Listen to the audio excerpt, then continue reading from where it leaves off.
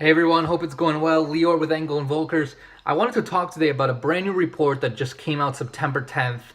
It's called Towering Excess, and it was published as a study of the new luxury residential boom in Boston. And basically, what the study did was looked at some of the biggest luxury projects.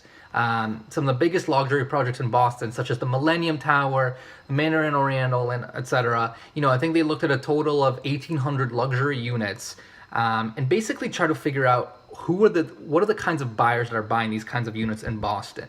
And what the report came out to tell is that about a third of the buyers that buy these kind of luxury property in the Boston area are registered. A third of these owners are registered as LLCs, right?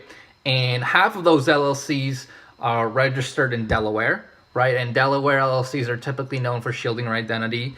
The other key finding they found was about two-thirds of these condo owners did not declare the residential exemption. So again, it's another sign that a lot of these, a large majority of these condo owners are out-of-state owners, meaning these are out-of-state investors or even out-of-country investors. Now, obviously, the price points on these particular units we're talking about $2.5, $3 million range. But this doesn't necessarily stop there, right? Because, on the street, when I've listed, for example, properties in the 6 to 7, 800 range in areas like Cambridge and Brookline, so much of the traffic that comes through in the open houses are of out-of-state investors, right? Either, pure investors who just want to put their money in Boston. I've seen plenty of people buy condos that have kids coming in, have kids studying in the Boston area, whether it's BU, MIT, or Harvard. But the point is, a large majority of buyers today for condominiums and even multifamily within the greater Boston area that the new buyer pool is really transitioning to be a large majority of out-of-state and likely out-of-country owners. Now, what does that mean to you? So if you own, say, a condo in Cambridge, the Back Bay, or a multifamily in those areas like Somerville, Malden, right? I mean, all of these areas have been attracting so much foreign capital and investment that as an owner today, if you're considering selling, it's critical for you to be able to market and expose your property to that buyer, right? Because your buyer pool no longer consists of, your local investor or your local homeowner occupant. I mean, it's really starting to shift from that kind of buyer pool into an out-of-state, out-of-country owners who just are basically looking to invest their capital into the Boston market. Now, this report actually had another really good quote.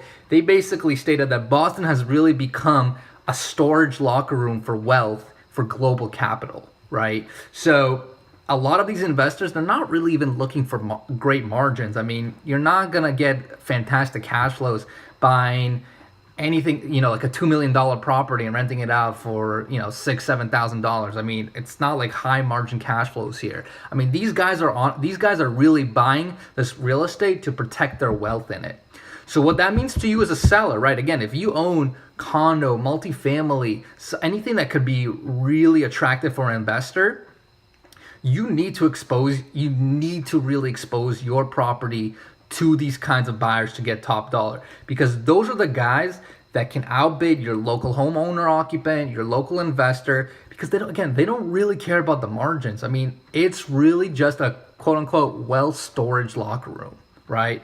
So if you want to be successful, you have to be able to figure out what channels to hit to attract that kind of capital and get those guys to bid on your property. So I'm gonna link the report in the YouTube video. Let me know if you have any questions about this.